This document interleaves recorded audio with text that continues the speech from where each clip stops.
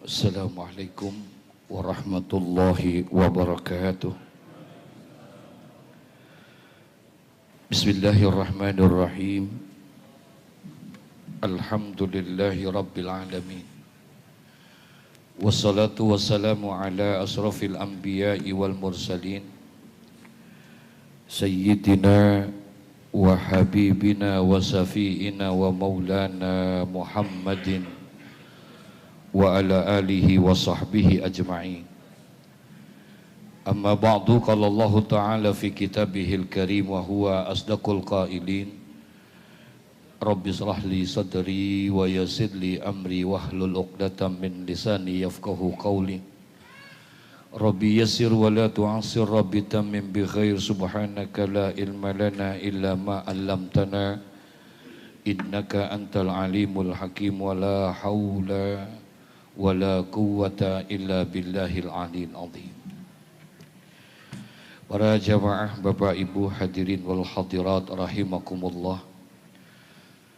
Alhamdulillah summa alhamdulillah, dengan izin dan ridha Allah Subhanahu wa taala, pada kesempatan ini kembali kita sama-sama dapat bertemu, dapat berjumpa dan bersilaturahim di dalam satu majlis yang insya Allah majlis ini penuh dengan rahmat dan barakah Allah Subhanahu wa taala.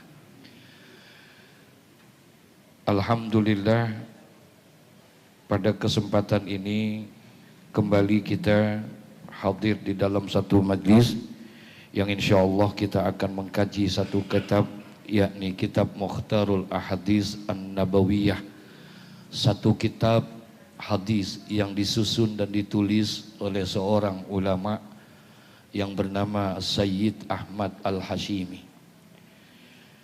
Ada tema yang diberikan pada kesempatan ini, yakni berkaitan tentang ibadah haji. Kita tahu bahwa saat ini kita masih berada di dalam bulan Zulhijjah. Di dalam bulan ini ada satu peristiwa, yakni pelaksanaan ibadah haji. Masih ada sebahagian daripada saudara-saudara kita yang diberikan kesempatan oleh Allah, dipilih dan diizinkan oleh Allah untuk berangkat menunaikan ibadah haji pada tahun ini, walaupun pelaksanaan ibadah haji itu sudah selesai. Tahadusan bin nikmah, alhamdulillah, saya baru 3 hari yang lalu kembali dari tanah suci Mekah Al-Mukarramah melaksanakan ibadah haji. Satu hadis dari Imam Baihaqi, diriwayatkan hadis ini oleh Al-Imam Al-Baihaqi. Qala Rasulullah sallallahu alaihi wasallam, al-hujjaju wal umar wafdullah yu'tihim ma sa'alu wa yastajibu lahum ma da'aw wa yukhlifu alaihim ma anfaqud dirhama alfa alfin. Rawahul Baihaqi radhiyallahu an. Para jamaah, Bapak Ibu sekalian yang berbahagia, orang-orang yang bisa melaksanakan ibadah haji adalah murni itu panggilan Allah, pilihan dan izin Allah Subhanahu wa ta'ala. Orang yang bisa berangkat haji itu bukan karena orang itu kaya sehingga bisa berangkat menunaikan ibadah haji. Tidak. Terlalu banyak orang-orang yang Allah berikan harta berlimpah ruah tapi tidak diberikan kesempatan melaksanakan ibadah haji. Bukan juga karena orang itu orang yang ahli ibadah, karena rajin ibadahnya sehingga bisa berangkat menunaikan ibadah haji. Tidak juga.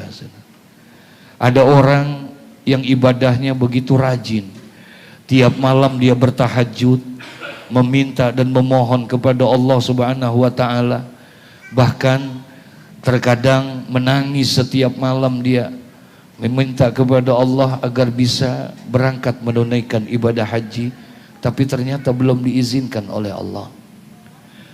Jadi memang ini adalah murni panggilan Allah Subhanahu wa taala.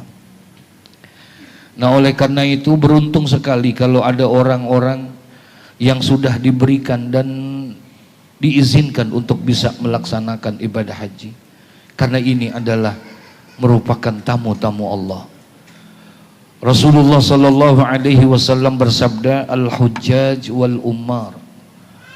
Orang-orang yang berangkat haji dan orang-orang yang melaksanakan ibadah umrah itu wafdullah. Mereka itu semua adalah tamu Allah. Yu'tihim ma sa'alu. Allah akan berikan kepada mereka, para tamu-tamunya itu, yu'tihim ma sa'alu. Apa saja yang mereka akan minta, Allah akan berikan. Wa yastajibu lahum. Dan Allah Subhanahu wa ta'ala akan mengijabah bagi mereka. Orang-orang yang dipanggil oleh Allah, orang-orang yang diizinkan oleh Allah melaksanakan ibadah haji itu, bukan hanya sekedar Allah perkenankan semua yang dimintanya. Wa yastajibu lahum da'aw. Maka Allah pun akan mengabulkan semua doa dan permohonan apa yang dia minta di sana. Allah. Bukan hanya sekedar itu, kata Rasulullah, wa yukhlifu alaihim ma anfaqud dirhama alfa alfin. Dan Allah akan menggantikan apa-apa yang sudah dia keluarkan untuk perjalanan mereka menuju rumah Allah, maka Allah akan gantikan itu semua. Begitu janji dari Nabi kita Muhammad sallallahu alaihi wasallam. Nah, oleh karena itu, para jamaah Bapak Ibu sekalian yang berbahagia, ibadah haji ini penuh dengan nilai-nilai pelajaran dan hikmah yang begitu dalam pelaksanaan ibadah haji itu. Rasulullah sallallahu alaihi wasallam memberikan satu pesan kepada kita. Di dalam melaksanakan ibadah haji ini, Allah perintahkan ini bukan seperti salat. Keistimewaannya ibadah haji tidak seperti puasa. Kewajibannya tidak seperti zakat. Tapi Allah berikan satu nilai tersendiri dalam ibadah haji itu. Kewajiban ibadah haji tidak seperti ibadah salat. Allah wajibkan salat itu 1 hari 5 kali kita melaksanakan sholat. Kewajiban ibadah haji tidak seperti ibadah zakat. Allah perintahkan dan Allah wajibkan zakat itu untuk 1 tahun 1 kali. Allah juga tidak perintahkan kewajiban haji ini seperti ibadah puasa. Puasa Allah hanya wajibkan 1 bulan di dalam 1 tahun. Tapi ternyata Allah jadikan kewajiban haji ini hanya untuk 1 kali dalam seumur hidup. Ketika Allah perintahkan ayat turun, walillahi 'alan nasi hijjul baiti man istata'a ilaihi sabila. Ketika Allah turunkan ayat ini, ada perintah tentang pelaksanaan ibadah haji. Maka Rasulullah langsung kumpulkan para sahabat-sahabatnya. Rasulullah kumpulkan itu, para saudara-saudaranya dikumpulkan semua ketika ayat ini turun. Kemudian Rasulullah mengatakan di hadapan mereka, ya ayuhan nas, innallaha kataba alaikumul hajja fahujju.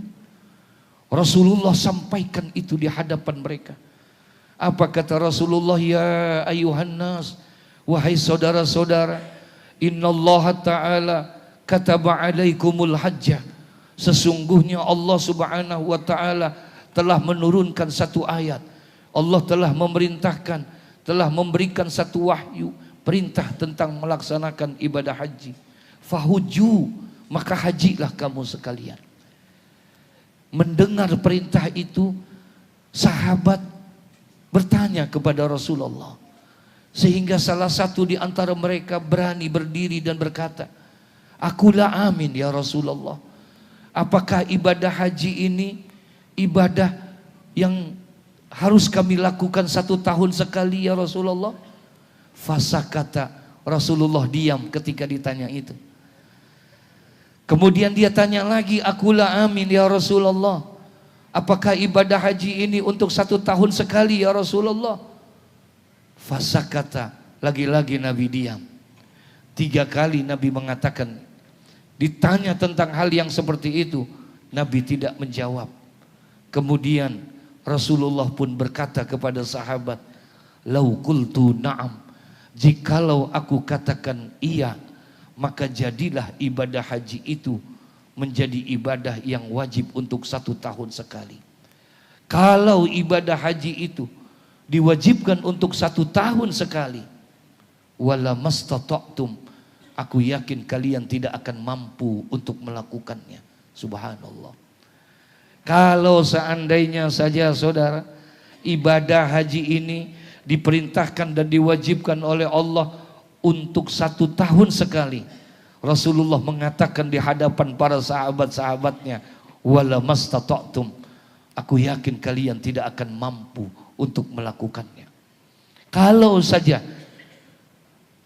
Rasulullah mengatakan itu di Madinah, memberikan keyakinan bahwa orang-orang Madinah saja untuk 1 tahun sekali melaksanakan ibadah haji tidak mampu, bagaimana di tempat-tempat yang jauh seperti kita, saudara?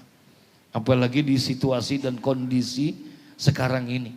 Orang mau melaksanakan ibadah haji, Pak, mohon izin, mohon maaf, jangankan yang gak punya duit, yang punya duit aja mau berangkat aja susah, saudara. Betul? Jangankan yang gak punya duit, yang punya uang saja, kalau dia mau berangkat haji agak sulit sekarang. Andai kata dia daftar sekarang, kemungkinan dia berangkat 25 tahun yang akan datang. Dia setor nih sekarang, besok kita punya uang, kemudian kita datang tempat pendaftaran haji, maka insya Allah akan dapat tuh nomor porsi haji kita dapat. Secara registrasi tercatat sudah nama kita, karena nomor kita sudah keluar di situ, nomornya yang keluar. Tapi ketika kita tanya kepada petugas, kapan nomor ini berangkat? Paling jawabannya mereka apa? Alhamdulillah Pak, nomor Bapak sudah keluar. Insya Allah Bapak termasuk calon jamaah haji yang resmi. Insya Allah Pak. Iya, tapi kapan berangkatnya? Sabar Pak. Insya Allah nomor Bapak berangkat 27 tahun yang akan datang. Ya Allah. Padahal waktu dia daftar umurnya 87 Pak. Inilah uniknya ibadah haji, tapi itu kan aturan manusia. Memberlakukan karena terlalu banyaknya waiting list. Antara satu daerah dengan daerah yang lain beraneka ragam. Ada yang 40 tahun, ada yang 30 tahun, ada yang 25 tahun. Itu manusia mempunyai satu aturan untuk menjadikan tertibnya perjalanan ini. Tapi kalau Allah yang mau menghendaki, betul Pak? Kalau Allah yang mau menghendaki, innama amruhu idza arada syai'an ayyakula lahu kun fayakun. Masya Allah. Kalau Allah mau menghendaki, bisa saja itu bisa berangkat Pak. Ada salah seorang teman ketika pada saat itu tiba-tiba berangkat haji dia. Saya tanya, kok bisa? Kapan ente daftar segala macam? Alhamdulillah saya dapat undangan dari raja. Raja ngundang. Padahal siapa sih dia? Tahu-tahu mendapatkan bagian prioritas, ada undangan raja untuk datang ke sana melaksanakan ibadah haji. Masya Allah. Nah, Rasulullah Sallallahu Alaihi Wasallam memberikan sebuah informasi kepada kita. Inilah ibadah haji itu. Tugas kita hanya meminta dan memohon kepada Allah Subhanahu Wa Taala. Setelah kita berikhtiar, setelah kita berusaha untuk mendaftarkan diri kita, yang penting sudah terdaftar ini nama kita, maka insya Allah tinggal menunggu saja. Ya, kalau Allah mau cepatkan, bisa nggak? Iya. Kalau Allah mau cepatkan bisa. Ada jamaah saja saya kemarin Pak, dia baru mendaftarkan diri pada tahun kemarin, baru mendaftarkan diri tahun kemarin. Kenapa kok bisa berangkat? Iya, tiba-tiba orang tuanya meninggal dunia, yang sudah direncanakan mau berangkat haji, sudah terdaftar berangkat haji, tiba-tiba dia bisa berangkat menunaikan ibadah haji untuk menggantikan porsi daripada orang tuanya. Jadi inilah uniknya ibadah haji. Jangankan orang yang belum berangkat, yang sudah berangkat pun sampai di sana belum tentu bisa jadi melaksanakan ibadah haji. Padahal sudah berangkat. Padahal sudah ada. Salah satu ada pimpinan yayasan haji, kemudian dia membawa haji. Sampai di asrama haji Pondok Gede, ternyata terdeteksi, diperiksa kesehatannya, ternyata nggak bisa berangkat, Pak. Padahal secara istitoah kesehatannya segala sesuatunya sudah siap.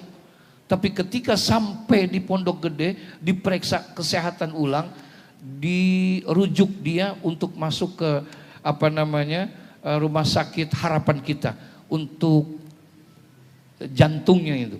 Jadi tidak diperbolehkan berangkat haji. Padahal sudah ada di Pondok Gede.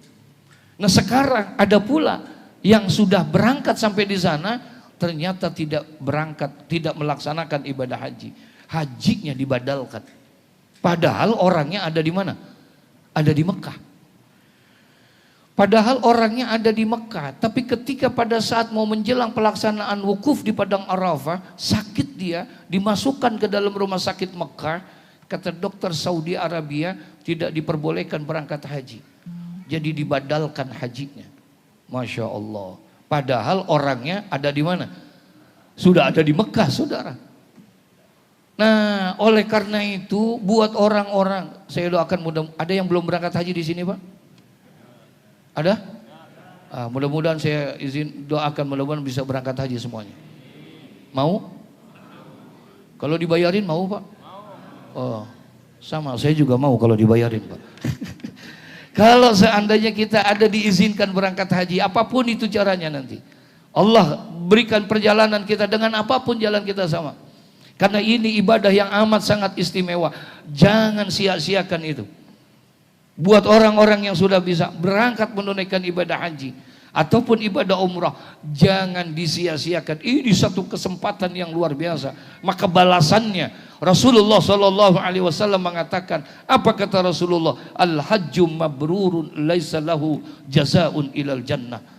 Haji ini, walaupun dia hanya satu kali dalam seumur hidup, tapi apabila dia bisa melaksanakan haji itu dengan baik, dengan benar, dengan sempurna, mabrur hajinya, makbul hajinya, maka tidak ada balasan buat dia kecuali surganya Allah Subhanahu wa taala. Tapi untuk bisa mendapatkan haji yang mabrur, tidak semudah membalikkan telapak tangan. Untuk bisa mendapatkan haji yang mabrur, tidak semudah kita mengucapkan simsalabim abrakadabra jadi berangkat, enggak. Untuk bisa mendapatkan haji yang mabrur adalah merupakan sebuah perjuangan yang cukup berat, saudara. Allah berfirman dalam Al-Quran, wa atimmul hajja wal umrata lillah. Syarat untuk bisa mendapatkan haji yang mabrur, yang pertama adalah wa atimmul hajja wal umrata lillah, dan sempurnakanlah ibadah hajimu, ibadah umrahmu karena Allah. Sempurnakan ibadah haji kita. Kapan kita bisa mendapatkan haji yang mabrur? Sebagai tamu-tamu Allah ini, sebagai prioritas keistimewaan yang Allah berikan kepada kita ketika kita akan melaksanakan ibadah haji. Untuk bisa mendapatkan daripada nilai kemabruran itu, ternyata ada beberapa tahap yang mesti kita lakukan dan kita kerjakan. Yang pertama tentunya adalah maaf beribu maaf, harta yang kita keluarkan untuk melaksanakan ibadah haji. Jangan harap ibadah haji itu akan bisa mendapat haji yang mabrur.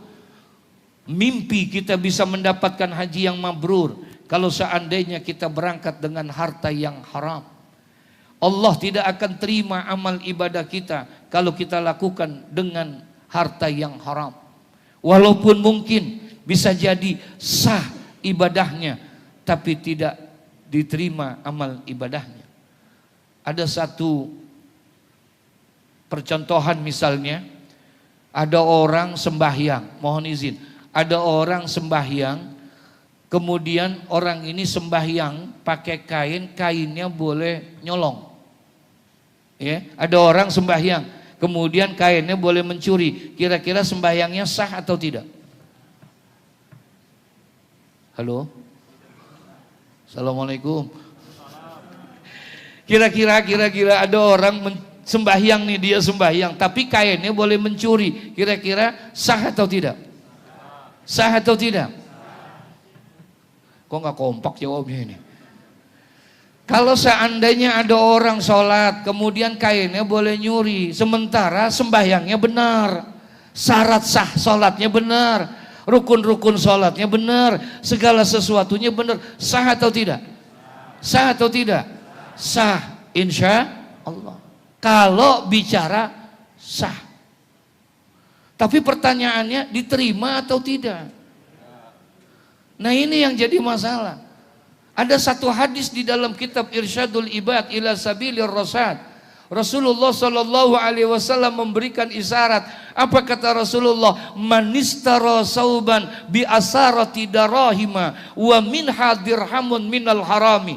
Kata Rasulullah, manistara sauban bi asarati darahima. Ada orang melaksanakan membeli baju untuk sholat.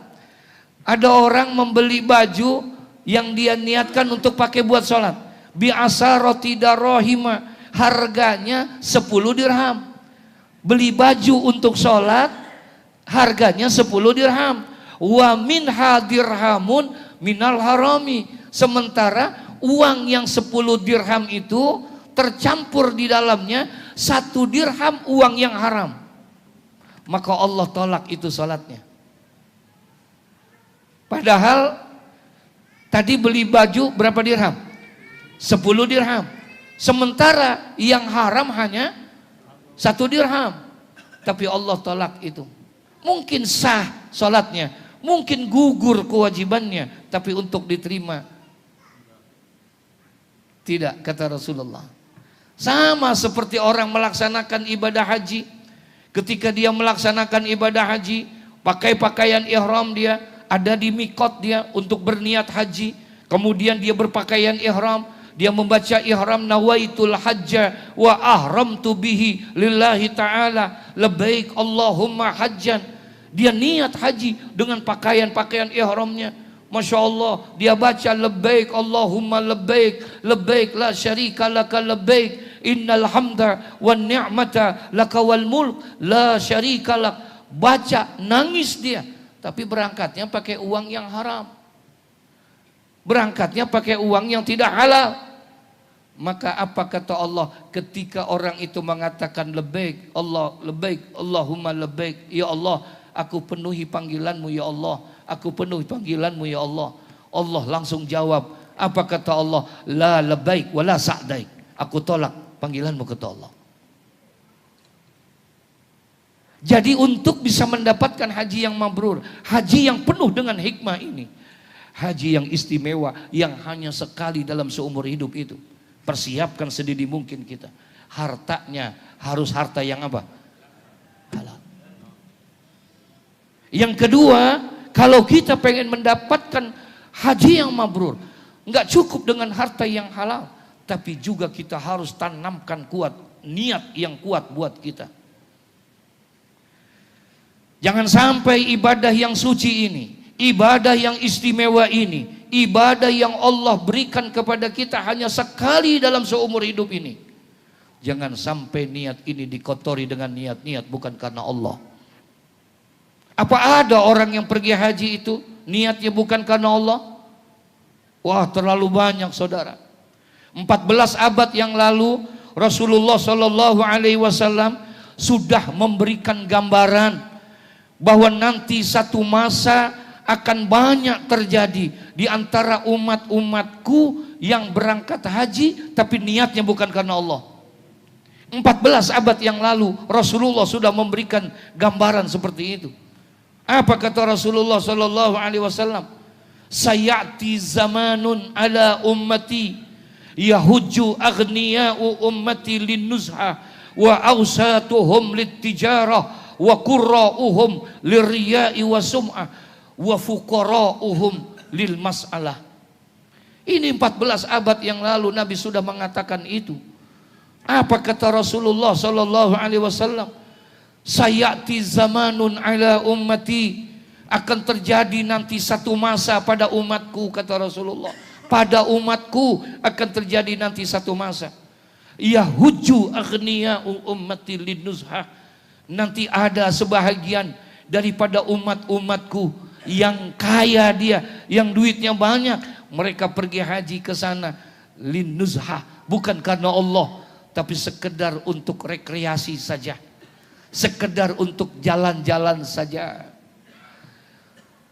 Buat bapak ibu yang sudah berangkat 10 tahun yang lalu, kalau ngelihat bagaimana situasi kondisi Mekah dan Madinah saat ini, sudah Masya Allah Pak, udah luar biasa keadaannya. Sudah nggak menyangka kita tempat yang begitu mulia sudah seperti itu sudah. Nggak usah bingung Pak. Buat kita yang cari biasa ngopi Starbucks, di sana sudah ada Pak. Yang kita biasa cari makanan-makanan yang ini, semua sudah ada.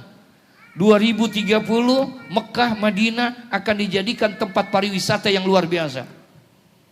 Kalau niat kita tidak kuat, kalau niat kita tidak lurus melaksanakan ibadah haji, nilai-nilai kesakralan haji akan hilang buat kita saudara. Karena itu sudah begitu luar biasa. Sekarang ini di tempat Masjidil Haram saja, sekarang kita lihat sudah ada dulu orang yang tidak kuat tawaf pakai tandu dulu, tapi kemudian tandu dihilangkan pakai kursi roda. Sekarang kursi roda ada tapi ditambah lagi pakai motor. Bahkan sekarang ada mobil apa? Mobil golfnya. Kira-kira motor itu, kursi roda itu, mobil golf yang dipergunakan itu kira-kira buat orang yang sehat atau orang yang sakit? Buat orang yang sehat atau orang yang sakit? Buat orang yang tua atau orang yang muda? Tapi sekarang Bapak lihat sekarang di sana. Sekarang bisa kita lihat, ternyata yang menggunakan itu bukan yang tua-tua. Bukan yang sakit, malah justru yang muda-muda.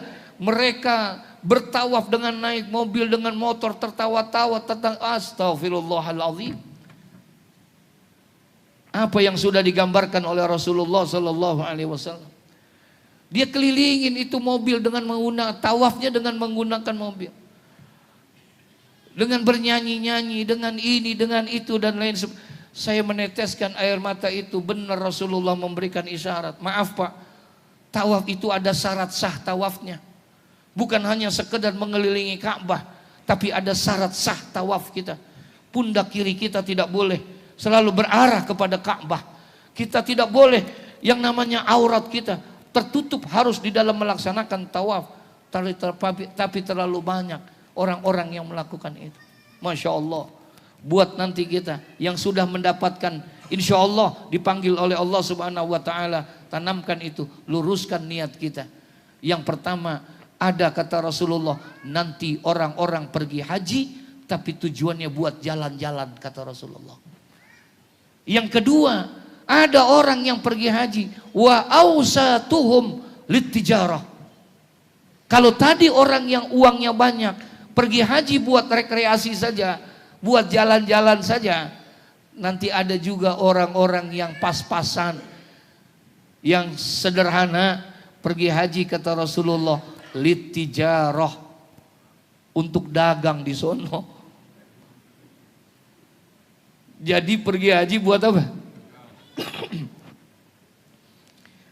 Kemarin dalam satu hotel saya, kebetulan saya ada di hotel lantai 14. Rame Pak, di lantai 10. Jadi seluruh orang banyak yang datang ke lantai 10 itu. Kenapa? Ada yang jualan rokok di situ. Karena di situ ada orang yang jualan rokok. Saya tanya, siapa yang jual itu? Ternyata jamaah Pak. Kok bisa? Iya. Karena dia bawa jamaah banyak, maka dititipkanlah rokok-rokoknya itu di jamaah-jamaah dia. Kalau jamaahnya 50, berarti kalau satu orang satu slop, berarti ada 50 slop. Dan itu terjadi Pak. Dan itu terjadi. Apa tidak sah hajinya? Sambil dagang? Sah insya Allah. Tapi buat orang yang Pertama untuk berangkat haji jangan melakukan hal yang seperti itu. Luruskan niat kita karena Allah. Yang kaya pergi haji buat jalan-jalan. Yang sederhana pergi haji untuk apa tadi? Berdagang. Apa kata Nabi yang ketiga? Wa qurra'uhum liriya'i wa sum'ah. Nanti pun qurra ini jamak daripada qari, orang yang pandai Al-Quran, orang yang pandai ilmu agama, para kiai, para ustadz, para ustazah, para mubaligh, para mubalighah, mereka pun pergi haji bukan karena Allah. Kata Nabi, liriya wa sum'ah, untuk pamer. Ya, siapa dirinya? Untuk pamer bahwa saya adalah seorang ustadz, orang ini, orang 14 abad yang lalu itu sudah diberikan informasi oleh Rasulullah. Bahkan yang keempat kata Rasulullah, wa fuqara'uhum lil mas'alah. Orang fakir pun nanti, orang miskin pun nanti pergi haji juga bukan karena Allah. Lil mas'alah, ingin menjadi tukang minta-minta di sono. Masya Allah. Dan tidak sedikit Pak, banyak yang melakukan hal yang seperti itu. Ditutup mukanya, wajahnya pakai apa? Pakai cadar. Meminta, karena memang kenapa? Karena memang menjadi tukang minta-minta di sana penghasilannya besar. Orang keinginan bersedekahnya itu kenceng Pak di sana. Jangan lagi di tempat-tempat sana. Mungkin Bapak Ibu yang pernah ziarah ke tempat-tempat, baik itu di Banten kah, di Cirebon kah, kira-kira ada tukang minta-mintanya enggak? Hah? Apalagi di sana. Mereka orang banyak datang ke sana. Ya. Nah, yang kedua untuk bisa mendapatkan haji yang mabrur adalah tanamkan di dalam diri kita niat yang lurus, niat yang kuat. Selain harta yang halal, kemudian juga niat itu yang harus matang kepada kita. Tapi yang ketiga yang paling penting dan paling utama yaitu wa atimul hajja wal umrata lillah. Sempurnakan ibadah hajimu dan umrahmu dengan ilmu. Ini yang paling utama. Dengan tata cara kaifiatul, mengerti tentang tata cara pelaksanaan ibadah haji dan ibadah umrah. Apalagi sekarang pemerintah mencoba memberikan sebuah solusi yang terbaik buat orang-orang yang lansia, buat orang-orang yang tua, dengan mengadakan satu terobosan hukum di dalam melaksanakan ibadah haji. Sekarang ini sudah mulai Pak, ada istilah namanya misalnya murur. Dalam ibadah haji sekarang ini udah 2 tahun ini ada yang namanya istilah murur. Orang murur ini dipergunakan untuk orang yang lansia. Yang lansia artinya kalau menurut Kementerian Agama tahun yang lalu, orang itu dikategorikan lansia kalau udah 75 tahun. 74 belum. Jadi 75 sudah dikategorikan orang yang lansia, orang yang sakit, orang yang ini. Nah, sekarang mereka berangkat menunaikan ibadah haji. Setelah mereka sampai di Arafah, wukuf di padang Arafah, maka orang-orang yang seperti ini, yang lansia ini, yang sakit ini, maka diberlakukanlah apa yang disebut dengan murur. Apa itu murur? Melewati. Jadi yang seharusnya dari padang Arafah dia mabit di Musdalifah sebelum dia ke Mina, maka orang ini dipergunakan dia naik bis. Kemudian setelah dia naik bis, kemudian diberangkatkan langsung menuju ke Mina, tidak mabit di mana? Di Musdalifah. Padahal sunnahnya harus kemana? Ke Musdalifah untuk mengambil apa? Mengambil batu kerikil di sana. Mabit dia di sana. Dan hukum mabit itu wajib hukumnya. Ternyata sekarang tidak. Sekarang ini orang-orang yang seperti itu diperlakukan, dijalankan dari Arafah menuju ke Mina. Murur walaupun hanya sekedar lewat saja di Musdalifah. Sampai di Mina mungkin jam 10 malam sudah sampai. Mungkin jam 11 malam sudah sampai. Padahal kita diwajibkan untuk mabit terlebih dahulu di mana? Di Musdalifah untuk mengambil. Pengertian mabit kita harus ada di mu'dhamul lail, pertengahan malam harus ada yang namanya di Musdalifah. Mereka tidak langsung ke sana. Nah, kalau mereka tidak mengerti tentang tata cara itu, tentang kaifiyat, tentang murur, maka itu akan merusak dia. Amalan haji ini Pak, mohon maaf, tidak sama dengan amalan sholat. Kalau amalan sholat, rukun sholat dengan wajib sholat sama. Pengertian rukun sholat dengan wajib sholat itu definisinya, pengertiannya sama. Dia juga. Tapi dalam ibadah haji, rukun haji dan wajib haji berbeda. Rukun haji itu apa? Amalan yang ada di dalam rangkaian ibadah haji. Rukun haji. Amalan yang ada di dalam rangkaian ibadah haji yang apabila tidak dikerjakan maka tidak sah hajinya, dan dia tidak bisa digantikan dengan orang lain, dan dia tidak boleh dibayar dengan apa? Dam. Saya ulangin, rukun haji adalah amalan yang ada di dalam rangkaian ibadah haji yang apabila dia tidak lakukan, apabila dia tidak kerjakan, maka tidak sah hajinya. Dan dia tidak boleh digantikan dengan orang lain, dan juga tidak bisa dibayar dengan dam. Itu namanya apa? Rukun haji. Mana contohnya? Ihram. Mana contohnya? Wukuf. Mana contohnya? Tawaf. Mana contohnya? Sa'i. Enggak sah kalau dia enggak kerjakan. Dan tidak bisa digantikan dengan orang lain. Tapi ada istilah wajib haji. Kalau wajib haji itu amalan yang ada dalam rangkaian ibadah haji, yang apabila dia tidak kerjakan, sah hajinya. Tapi dia harus bayar apa? Dam. Atau digantikan dengan orang. Wajib haji. Kalau wajib haji itu amalan yang ada dalam rangkaian ibadah haji, yang apabila dia tidak kerjakan itu maka sah hajinya. Tadi kalau rukun nggak dikerjakan nggak sah. Kalau ini gila wajib haji tidak dikerjakan tetap sah hajinya, tapi harus bayar apa? Dam, atau digantikan dengan orang lain. Mana contohnya? Mabit di Musdalifah. Dia bukan rukun haji, tapi dia adalah wajib haji. Makanya ketika dia kalau tidak mampu dia di sana, bisa sah hajinya, tapi harus bayar apa?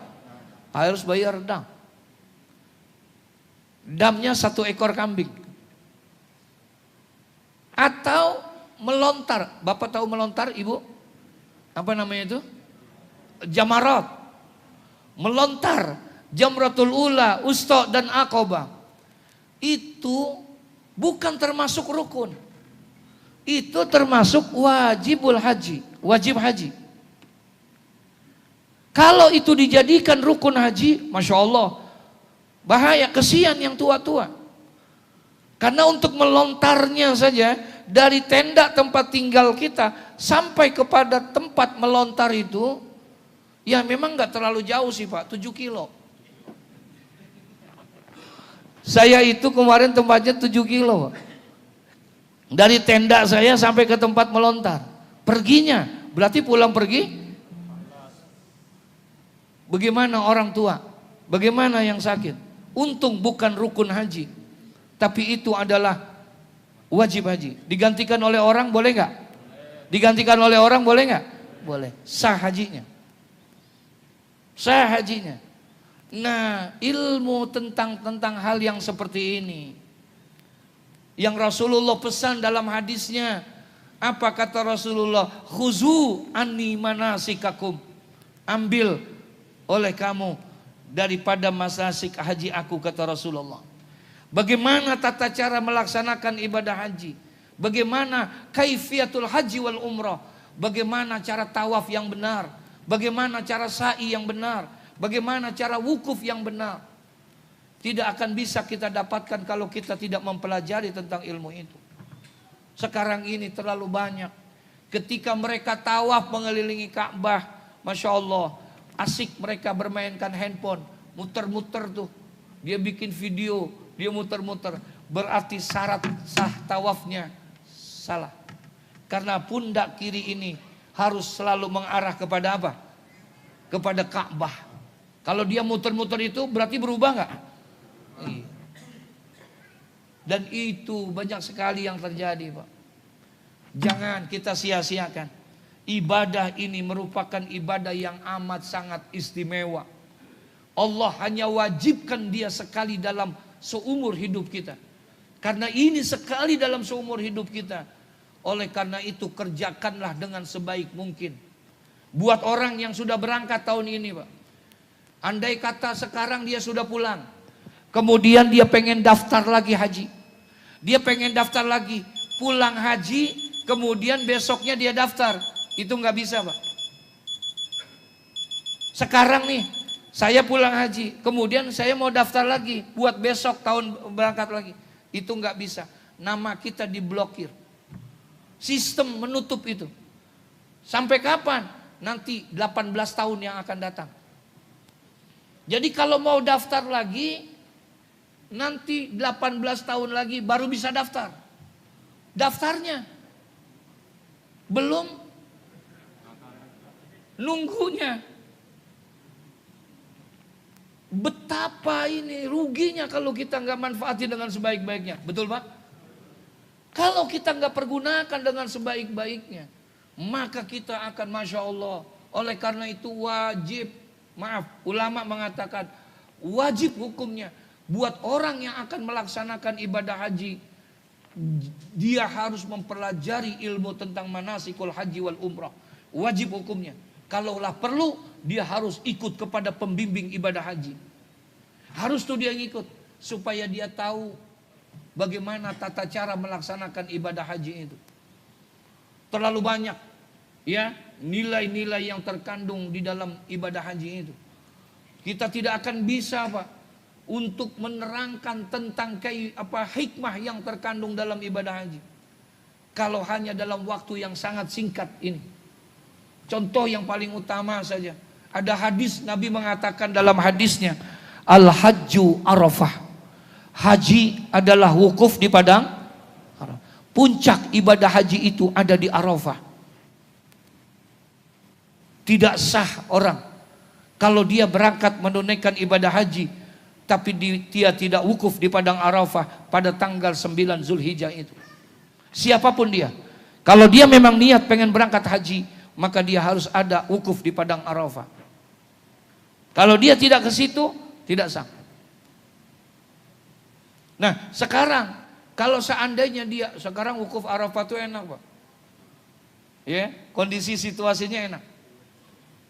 Sekarang tendanya, Bapak jangan lagi bayangkan tenda seperti 10 tahun yang lalu, 20 tahun yang lalu, 30 tahun yang lalu. Sekarang tendanya itu bukan lagi, dia tendanya sudah pakai apa namanya? Itu? Tidak pakai bahan lagi sudah. Ya. Jadi sudah pakai triplex. Semua tendanya. Dan alhamdulillah pakai AC. Jadi tenda Arafah sudah pakai AC, sudah pakai karpet, dikasih kasur pula lagi. Alhamdulillah. Akhirnya banyak juga yang tidur, Pak. Daripada kalau kita kurang kesakralan, kita akan hilang itu kesakralan padang Arafah, padahal itu puncaknya wukuf di padang Arafah. Kenapa puncak haji itu ada di Arafah? Kenapa tidak di Mekah? Kenapa tidak di Ka'bah? Padahal tempatnya lebih nyaman, tempatnya lebih enak, lebih bersih, penuh dengan ketenangan dan lain sebagainya. Kenapa bukan di Sofa dan di Marwah, puncak ibadah haji, tapi kita ditaruh di lapangan padang Arafah? Kenapa kita harus ditaruh di sana? Disitulah kita untuk mengambil hikmah yang paling utama ketika kita melaksanakan haji. Makanya namanya Arafah. Arafah itu bahasa Arab, bahasa artinya kenal. Kita ditaruh di sana untuk bisa mengenal kembali diri kita. Karena sekarang ini terlalu banyak orang-orang yang sudah lupa sama siapa? Sama dirinya. Dia nggak kenal siapa dirinya. Dipanggillah mereka untuk datang wukuf di Padang Arafah untuk bisa kembali mengenal. Di rumah kita punya batik. Mungkin itu batik sutra 15 juta harganya, Pak. Tapi tidak sah kalau kita pakai pada saat lagi wukuf di Padang Arafah. Kita mungkin punya sepatu yang mahal harganya, tapi kita pakai ketika melaksanakan wukuf di Padang Arafah, tidak sah. Kita wukuf di Padang Arafah hanya dengan 2 helai kain. Duduk di hamparan yang sama, di tempat yang sama, tidak bisa membedakan mana kaya, mana miskin, mana jenderal, mana kopral, mana pejabat, mana rakyat jelata. Semua sama di tempat yang seperti itu. Diarahkan kita untuk wukuf di tempat itu, saudara. Subhanallah. Supaya apa? Kita menyadari tentang siapa diri kita. Supaya kita kenal kembali kepada diri kita.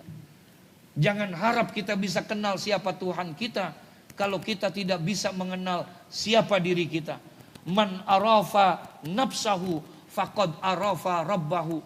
Barang siapa yang mengenal dirinya, maka dia akan kenal siapa Tuhan yang menciptakannya. Oleh karena itu, buat kita, tugas kita meminta dan memohon kepada Allah Subhanahu wa taala. Mudah-mudahan di antara orang-orang yang dipilih oleh Allah, di antara orang-orang yang diizinkan untuk bisa datang beribadah di tanah suci Mekah dan Madinah, mudah-mudahan di antara orang-orang itu adalah kita yang hadir pada saat ini. Allah izinkan kita, Allah pilih kita untuk bisa melaksanakan baik itu ibadah haji ataupun ibadah umrah. Nanti setelah kita haji, baru kita berziarah ke makam baginda Nabi Muhammad sallallahu alaihi wasallam.